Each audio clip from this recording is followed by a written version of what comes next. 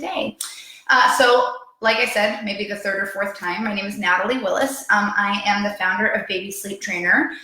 Here at Baby Sleep Trainer, we help families get their babies to sleep through the night and take great naps. We have online programs that you can use. We have a book. I work with clients one-on-one. I have worked with over, I think we've hit maybe 5,000 clients one-on-one around the globe, mostly in the US, but certainly all over the world as well. And through that time, I've developed a proprietary method to help babies get to sleep. But also through working with so many families, I just know a lot about this subject. So BabyFirst is having me come on today and answer some questions. Here they are. I have like tons and tons of questions. I'm going to hop in and start answering some of them. If you guys have questions, we'll be on for about 30 minutes or so. And so feel free to just throw them up in the comments, and I'll do my best to answer them as they come up. So I want to first start out by saying that a lot of the questions I got are really similar to one another, as you guys can probably imagine. But you might not notice that they're really similar to one another unless you were really, really familiar with the concept of sleep training. So maybe we should start out by talking about what sleep training is. I think this is a term that a lot of people have different definitions about. If you go to your pediatrician and you say, hey, I want to sleep train, am I allowed to do that? Is that okay? And let's say you have a 5-month-old baby or 4-month-old baby, your doctor might say, oh no, you shouldn't sleep train until 6 months old. And you say, oh, okay. But it might mean that when you say sleep training and your pediatrician says sleep training, you guys are actually talking about different things. So when I talk about sleep training, it really has to do with just one thing. And that's your child knowing how to go down alone, awake with their eyes open in a crib and be able to fall asleep independently. So if you have a 4-month-old baby, if they're truly sleep trained, you'd be able to walk into a room, put them down flat on their back in a crib. They probably wouldn't be using a pacifier or be swaddled, and they would be able to go from that state, fully awake, to completely asleep without you being there, without you helping them.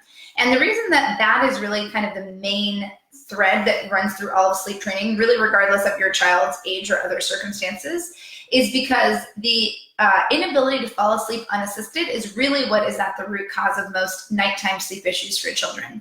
So just to sort of go over a little bit about how sleep actually works, when a human being falls asleep, they enter into their first sleep cycle, and they're going to have multiple sleep cycles overnight. This is kind of an abbreviated, you'll have sort of an abbreviated version of this for your naps, but overnight, you enter the first of multiple sleep cycles. And every time you connect a sleep cycle, you technically wake up a little bit. And in fact, sometimes when you go from one part of your sleep cycle to another part of your sleep cycle, you wake up a little bit there as well. So if you have a child who doesn't know how to fall asleep independently at the onset of sleep for naps and bedtime, they're not going to know how to put themselves back to sleep. The easiest time of day for children to fall asleep is at bedtime. So if your child is able to fall asleep somewhat independently at bedtime, but not able to put themselves back to sleep, for example, throughout the night or for their naps, the reason is going to be when it's a little bit more challenging for them to fall asleep, when maybe they don't have as much melatonin in their body. They're having a hard time figuring out how to get to sleep on their own. So a lot of the questions that we're going to talk about today, the answer will be to sleep train. It looks like you have a question that's coming in here from Miss Karen. How will you sleep train a 15-month-old that's used to breastfeeding and co-sleeping? That's actually pretty similar. We're going to go through it's really similar how you train a 4-month-old to how you train a 15-month-old. And we've got Jen asking about her 2-month-old and how he will not let mom put him down for naps during the day. So let's actually start out with some of the questions that, I'll just start out with the questions that are live, and then we can go to some of these questions that people have sent in before. So how do you sleep train a child, whether they're 15 months old or 4 months old or any age in between? It's really going to vary widely by the type of method that you choose. So the first thing I would say is take some time and try to familiarize yourself with the sort of the different methods. I would say that Ferber is a common one, Baby Sleep Trainer, obviously, Healthy Sleep Habits, Happy Child, Sleepy Planet. These are all sort of different methods. I would say that the one thing that they all have in common is that they all require putting a child down awake and then giving them as much time as they need to fall asleep on their own. I would say some of the things that are unique about the Baby Sleep Trainer method is I always encourage families to start their training at bedtime and to make sure that they're able to stay home for about 2 days without having to have any outings, so that your child can focus on learning how to fall asleep not only at bedtime and overnight, putting themselves back to sleep overnight, and for naps. Of course, if you put a child down awake and without any of the sleep props that they're used to, they're going to cry. They're going to express the fact that they're frustrated.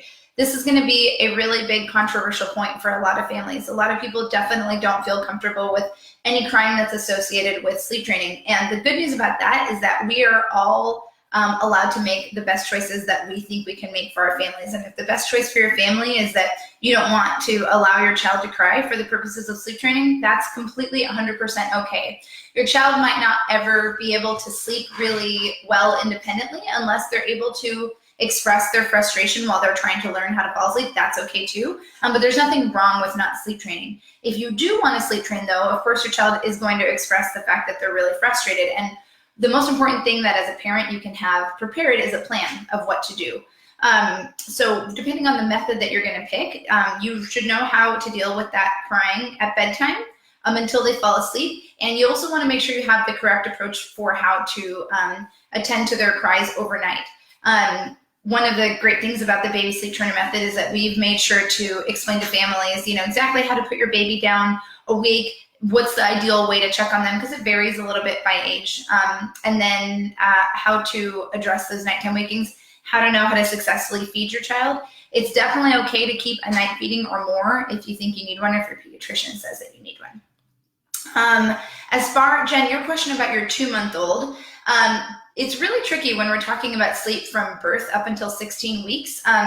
Babies don't have, or I should say newborns don't have the exact same sleep patterns as their, I would say 4-month-old and older counterparts. When a child hits 4 months of age, counting from their due date and older, they've got very similar like sleep structures as older children, toddlers, adults. But that newborn stage really has a lot of kind of wild cards. Your baby might be dealing with some reflux. They might be still learning how to regulate things within their body. Their gut biome is really immature. And so whatever they're having via breast milk or formula, or even germs that are, on the outside of a pacifier, these are all good things to be introduced to their bodies.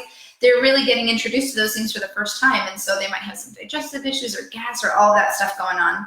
BabySleepTrainer.com on the blog. There's several excellent resources, by the way, for newborns if you want to check it out. But I would say that you would really want to try to figure out what time of day your child, your newborn, seems to have the easiest time of falling asleep. And if that's at bedtime or for the first nap of the day or whatever it might be, and see if you can use that time as the first time that you have them fall asleep independently. So maybe you're going to swaddle them and use a pacifier. You're going to take them to a dark room with white noise, and you're just going to try to hold them still. Use a timer if you need to on your phone and spend 3 or 4 minutes really being peaceful. Try to avoid the rocking and the bouncing, just be really, really calm with them and see if you can start to get some drowsy signs. And when you see that, try to put them down on their back, put your hand on their chest, maybe spend some additional time kind of gently moving them back and forth to help them fall asleep. And you can start to introduce that more often.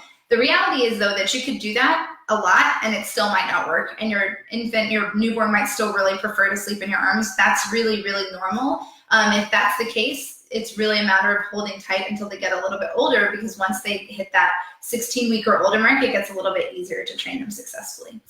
Let's answer Nika's question. My 14-month-old is used to being laid, I think, down and laying between my arms, or he wants to have his feet rubbed. So all the things, and we'll keep coming up with these sort of same common questions. I have a lot of them here, and then obviously this one from Nika. What you'll notice again is the common thread is that assistance to sleep, whether your child needs to be nursed, rocked, co-slept with. Some children will have an affinity to, rub their mom's ear or something like that.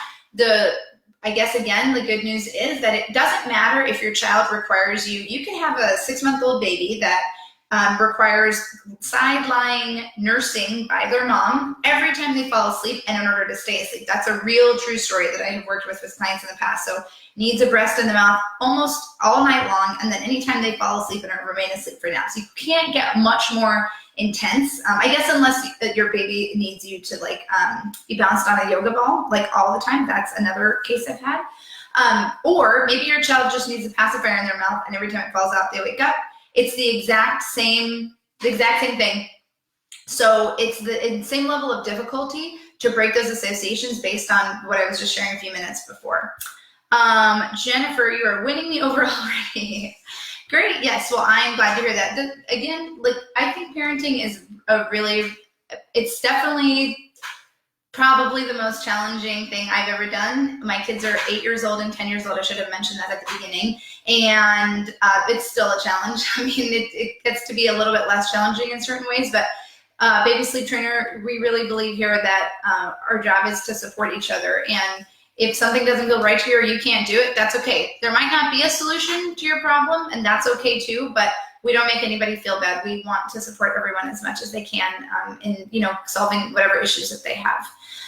Cassandra, sleep training went very well for us with your tips, but now he has learned to stand up when we're back at square one. No sleep again. Here's the deal with standing. You don't need to do anything. I know it seems crazy not to intervene, but I would ask your pediatrician, hey, if I put my baby down and he stands up, do I need to go back and sit him down, or can I just leave him like that? If you start at bedtime, it is very unlikely that your little one will stand up for 12 straight hours. The tips I'm giving right now, by the way, I would say are more focused if you've sleep trained your child versus if you haven't. So if you've sleep trained your child and you run into something like this that's causing this type of an issue, unless your child can hurt themselves, I wouldn't intervene. You also might want to consider putting your son, I think you said his son, your son into a pack and play, because a pack and play is going to maybe be a little softer and you won't run into those issues as they're kind of learning to sit down. But if you just buckle down, if you have the same tips, I would do it again. I would do the whole training again, starting at bedtime. Casey says, my 10-month-old still dream feeds and needs to. Well, it is definitely, I'm going to close this a little bit. It's getting a little too, let me do this a little better. Okay. It's up to you to decide if your baby needs a feeding overnight. If you're not sure, a good thing to do is just call your pediatrician and say, can my child go 12 hours overnight without a feeding? Can I cut those feedings cold turkey? Is there any reason I shouldn't stop the feeding suddenly? Keep in mind that at any age that your child is, if you're nursing and you decide to cut nighttime feedings and your pediatrician says that's okay and you feel comfortable with it, what you don't want to do for your own body is stop feeding 2 or 3 or 4 times a night cold turkey, even if that's what you decide to do with the baby. I would say until you're done nursing, so say you want to nurse until a year, until 11 months or 11 months, 2 or 3 weeks, I would pump every single night religiously before you go to sleep, assuming you're not having any other feedings. That's going to go a long way to help maintain your milk supply. And then, so Casey, in your case, if your little one is only eating once a night and your doctor gives you the okay to cut the feeding, I wouldn't cut the feeding, by the way, unless you are also sleep training for naps and bedtime, because it's really likely that your little one is using the feed to try to get back to sleep, not just for nourishment. But check with your doctor first. Oh, there we go. There's another one. It feeds every 3 hours. She's been crying at night, teething, or nightmares. Well, if she doesn't know how to fall back to sleep on her own, or rather, she doesn't know how to fall asleep for her naps and at bedtime, she's likely crying out overnight because she needs help to get back to sleep. She can't do it by herself, and so she's calling out to you to help her. Julie, my soon-to-be 8-month-old wakes up crying in the middle of the night. We've been waking up every 2 hours in the middle of the night, so I have to breastfeed him. When I rock him to sleep, he arches his back and fights me. Don't know what it could be. Maybe teething. Again, not teething. Totally normal for human beings to wake up repeatedly overnight. And if they don't know how to get to sleep on their own at first, they're just going to keep calling out for you. And so that's kind of, you want to, now it's too dark. I'm having some lighting issues today, aren't I? Well, we're just going to keep it like this. The book is called, Jen. Well, Jen, after this, we can throw up some links. In fact, I know I have my team member, Emily, who's watching. And actually, I think my other team member, Rachel's watching too, except for Rachel just had a baby 2 days ago, so she's not supposed to be doing any work, Rachel, if you can hear me. But if one of those 2 team members wants to throw up a link to my website or my Instagram so that you guys can kind of follow along, or my book. And it's called the Baby Sleep Trainer Method. This is the first time we're doing a live, like I said, for Baby First. And one thing that I didn't think to figure out is how to make it come from my work page instead of my personal page. I guess you'll all have access to my personal page. All right, Miss Jennifer. We had a weighted swaddle sack and had a beanbag on the chest area. I've heard of those, that people have had a lot of success. Roxy is saying hi to Julie. Going through the same thing. Like I said, you guys are not alone. Very, very common issue. Yes, so I want, replying to Roxy that you guys have had, we're definitely going to have to fix this lighting situation too next time. This is all solved with sleep training. So it's something that you want to keep in mind. Elizabeth, hi there. I'm sorry, just had to step away to pee. That is okay. I'm glad that you took care of that. What can I do to break nursing my son before bed at night? I don't want to get stuck in that. He's 9 months old. We have a routine. He gets his bath and massage, then brush and lullaby music, then nursing. Would like to cut that before going to sleep. Just put it at the beginning of your routine. So maybe 30 or so minutes before bedtime with the lights on in the living room, TV's on, maybe music, you got another kid running around, maybe your partner's cooking. I would start to nurse and focus really, really hard from the moment that you bring the baby onto the breast until the moment you bring him off, that his eyes are open. Even if he starts to get drowsy or his eyes are heavy, that's too much. You want him to stay alert and awake. Even if you have to pull him off and put him back on, pull him off, put him back on, make sure he stays completely alert and awake during that feeding. If you're like, impossible, even if I do it 30 minutes before bedtime with the lights on in the living room, he'll definitely fall asleep. That's probably an indicator that your bedtime's too late, and that you want to move it earlier so that he can stay more awake during the feeding. Then do the rest of your routine. But guess what? When you go to put him down, he's going to cry because he's been using that nursing to get to sleep. So that's where you need to figure out whether it's the baby sleep trainer method, which absolutely would be great if you decide to use, or any other method. You need to find a way to deal with that crying in a way that you can also put him down awake. And then Elizabeth, I would suggest you go back and watch the beginning of this so that you can get a sense of some other tips or where you can go, how to navigate the bedtime. Thank you, Emily. Okay, Shay, what do you do about nightmares? He cries, doesn't open his eyes, and will wake up. I don't know how old your little one is. Once again, if your child is not yet falling asleep independently at naps and bedtime, that's probably the first thing that we should kind of keep in mind that you'll need to do to address. But also, if your child is, I would say 2.5 or 3 years of age or older, you might want to ask the doctor if he could be experiencing night terrors. You'll know it's a true, again, this is sort of within my area of expertise, but something you want to talk to your pediatrician about. You'll know that a child is going through a night terror if it seems like they're sleepwalking. So they might be moving or crying out, but they truly do not acknowledge you. They're completely asleep. Their just body is acting out how they're feeling.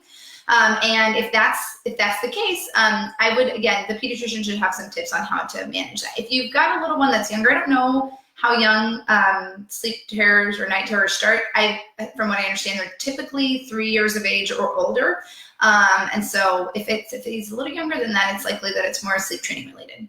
Cassandra, how long should we wait after our son wakes up in the middle of the night? Again, he's standing. I mean, there is no amount of time. You can go in every 15 or 20 minutes to talk to him. I wouldn't get close enough to touch him. Again, I wouldn't leave him standing unless the pediatrician thinks it's safe. But there's nothing to do. You just let him work through it. And eventually it will be more mentally and emotionally excruciating than physically excruciating, but within a couple of days, it should probably pass. All right. Miss Pearl, we've got, she says she has a 3-week-old baby, won't sleep in her bassinet, but will sleep fine on my bed. Seems like she doesn't like how firm it is. That may very well be the case. She's probably still getting used to the world. Make sure that if she is sleeping anywhere other than flat on her back in a completely empty crib or pack and play, that you are with her and that she's not sleeping alone. You never ever want to leave a baby sleeping alone on a bed of any age. We got a couple more, and then I'll hit these up, and then we're almost done. We only have about 10 more minutes.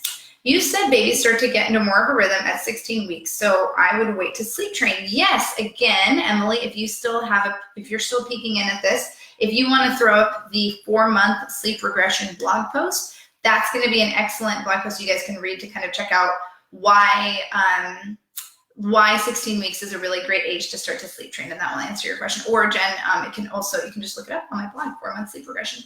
And the last is the other question. Also, can this method work for an almost 3-year-old that doesn't sleep on his own? Yes, it is never too late to sleep train. So Baby Sleep Trainer, I also have a book. You can get it on Amazon, and it has an excellent method to use for toddlers. What I will tell you is you want to be really sure that you are hyper consistent. The big variation in Baby Sleep Trainer from the toddler sleep training method to, I would say, like the infant sleep training method, and you'll know it's one or the other, whether your child's in a bed or in a crib. So the major difference is going to be that the toddler sleep training, super formulaic. It's literally like, do this, then say this, then say this. There's more variation with the infants, not as much with the toddlers, but what's great about that is that you just have to read the book. And as long as you implement it, and you need to implement all of it. Some people will be like, well, I did everything except for this part. If you're not going to do the whole thing, don't do it at all, because it will make the sleep issues worse with your child. All right, let's hit up some of these questions here. Let me try to answer some of the questions here that I would not have answered with this video. How do I get my 10-month-old to sleep without me or her daddy holding her? Sleep train, starting at bedtime, make sure you have a clear plan. A 7-month-old screams for 30 to 45 minutes before he will go to sleep, regardless of the time, nighttime or naps, then wakes up crying. If we hold him, he will fall back to sleep, but screams, cries when we put him in bed. He will sleep peacefully if one of us is in contact with him. So it sounds like you maybe, this is, I think, from Jessica Castro. What's happening is you're being inconsistent in trying to sleep train, right? Like sometimes you're asking this child to fall asleep independently, which they can do. The reason they're screaming out for so long is they can't figure out why sometimes you're willing to help them and other times you aren't. So what I'd suggest that you do is commit for like 2 straight weeks. Be like, no, I'm not helping this baby fall asleep. I will, if the crying gets too much, I can pick them up and, but try to avoid assisting them to sleep. Check out the book though, or actually you guys, I should say now, Baby Sleep Trainer has a variety of online programs. There's 2 really, really great ones. If I remember, we will, maybe if it's okay with BabyFirst, maybe we'll create a coupon code that we can add for you guys later. And you can check those packages out on Baby Sleep Trainer. But you really, really want to have a plan. Honestly, again, whether you check this out and you're like, cool, she seems great, or whether you're like, well, I'm not down with that, but like this other sleep coach seems great. Whatever you do, you need to have a plan. You shouldn't just launch into sleep training without knowing exactly what you're going to do at every step. But what's tricky about that is that even if you're using a book or even if you're using a lot of these online programs, questions are going to come up. And if you don't have someone to ask questions to, there's a much higher likelihood that you're going to fail. So whatever you choose to do, whatever program you choose to use, make sure that you have someone that you can ask questions to. This is going to be really important. Anyways, one of the Baby Sleep Training programs, the middle tier program, you can email with me, which means you can ask questions. But again, whatever you choose to do, make sure that there's follow-up support. How can I get my 20-month-old to sleep in his bed after I put him to sleep? You will need him to fall asleep independently in his crib first, then he will sleep. How do I get my 1-year-old to sleep in his crib? I think we've answered that. Where do I start to get my 11-month-old in her crib by herself? Do you see everyone? Same questions, right? No matter the age, no matter what's going on, my baby doesn't know how to fall asleep on their own. That's the key. And I think a lot of people avoid this. Let's just take a minute and talk about this. Everyone, you know why everyone avoids this? We all know why. Because their kids are going to cry. And nothing makes you feel worse than a baby crying. And sometimes it's dad and mom, but it's pretty much universally always mom.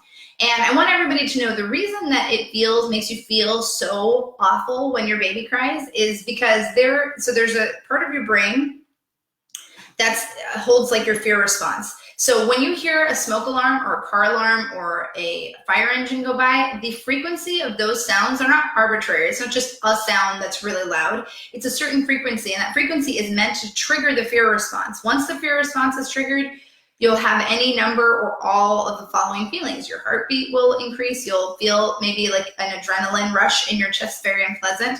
You'll get sweaty palms. You'll have an inability to focus on other sounds. So you could be watching a movie at a normal volume, and if your own baby, your biological baby is crying, you actually won't be able to hear or concentrate on what you're looking at, even if there's another sound. This is because of evolution, and this is where you'll have a lot of difference of opinion. Some people will say, this is where you'll get into you're abandoning your baby if they're crying, and this is why you should always attend to them. And again, certainly people are allowed to pick what seems to make the most sense to them. My experience, my thousands upon thousands of babies that I've worked with, my experience, the theory I believe the most is that when we were cavemen and cave women, if you had a baby and your baby was crying, it would alert predators to your location. And you have a literal like biological imperative to stop the crying, even when it doesn't make any sense, even when your baby's okay and they're just expressing something and there's nothing you can really do to stop it, you still have this like overwhelming drive to stop the crying. That's why it's your brain telling you stop, stop, stop. But the reality is that sometimes it's necessary to allow a child to express their feelings until they figure out, oh, this is how I go from being awake to being asleep. Kind of like how a child figures out how to learn how to ride a bike.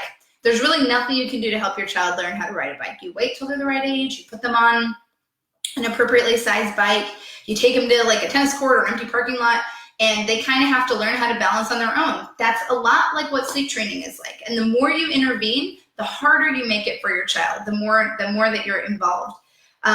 So just keep that in mind when you're kind of working through like, God, with crying. I know it's so tough, but I would say the other thing too is that sleep training is very counterintuitive. So generally when you approach it in a way that seems intuitive to you, it's going to cause more crying, and it's often going to be less successful. So the more hands-on you are, typically the harder it is on the baby. Again, please, you should just go on. There's so many resources on the blog that will help with this. That question may be answered. Is it possible to go from co-sleeping to putting my little one in his crib? Yes. My almost 2.5-year-old sleeps in my bed, and I'm trying to get him out. Help, check out the book.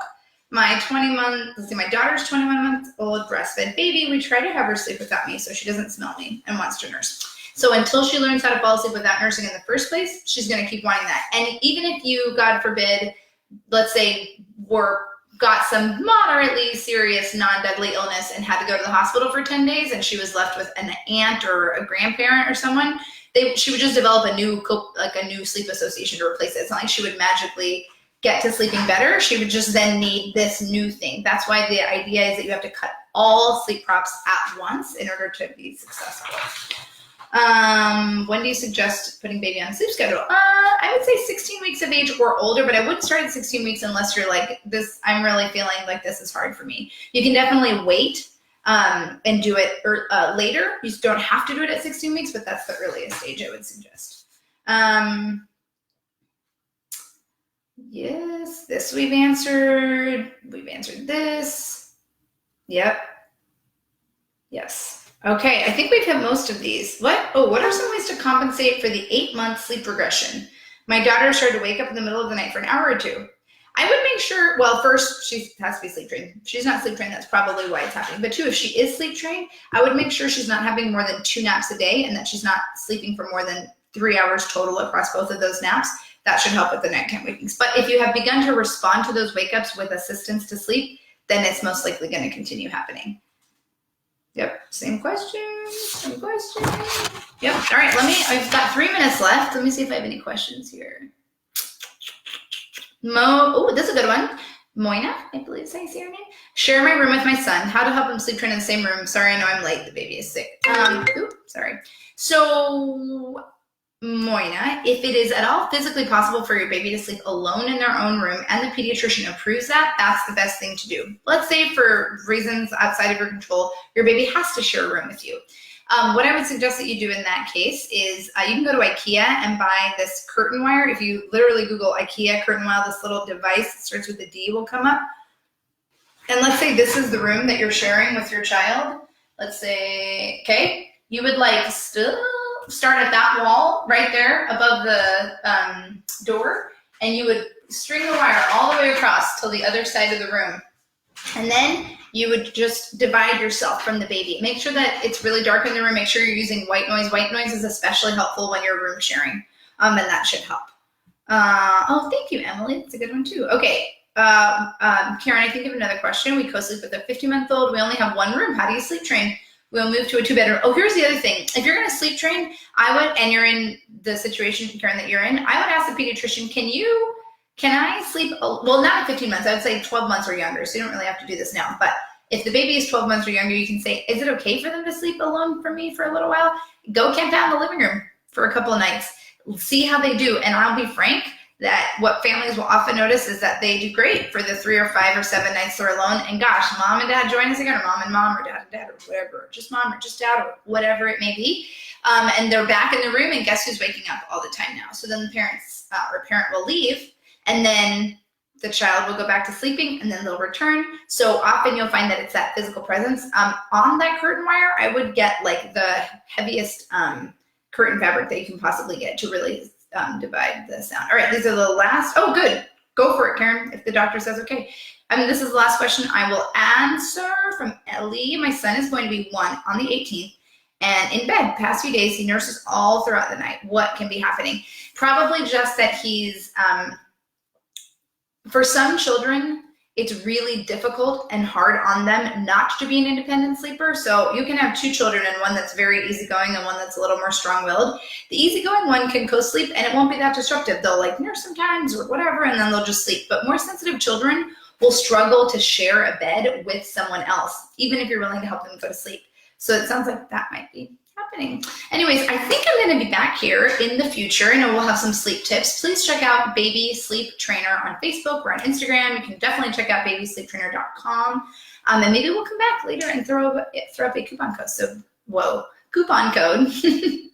So if we do, come back and check in the comments, and can always DM me, especially on Instagram. That's probably the best way if you want to find out any more information. Or you can always email me at natalie@babysleeptrainer.com. It was lovely. We'll see you guys next time.